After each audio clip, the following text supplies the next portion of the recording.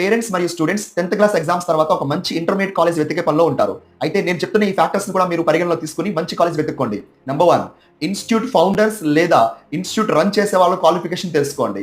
ఒక బిజినెస్ లాగా రన్ చేసే వాళ్ళ జోలికి మాత్రం వెళ్ళొద్దు. మంచిగా క్వాలిఫైడ్ పర్సన్స్ ఉంటే కనుక అది ఆప్ట్ చేసుకోండి. నెంబర్ 2, ఫ్యాకల్టీ ఈచ్ సెక్షన్ కి అంటే ఎంపీసీ గానీ బైపీసీ గానీ ఎలా ఉంటారు, పర్మనెంట్ గా ఉంటారా టెంపరీగా ఉంటారా స్పష్టంగా తెలుసుకోండి. 3, కరికులం అలాగే ఎగ్జామ్స్ ఓరియంటేషన్ ఎలా ఉంటుంది. కొన్ని కాలేజెస్ ప్రపంచంలోనే వాళ్ళ దగ్గర ఉన్న టఫెస్ట్ కరికులం ఎక్కడా లేదు అని చెప్తూ ఉంటారు. అయితే టఫెస్ట్ కాదు ఇంపార్టెంట్, ఎంతవరకు ఆ కరికులం ఎగ్జామ్స్ కి ఉపయోగపడుతుందో తెలుసుకోండి.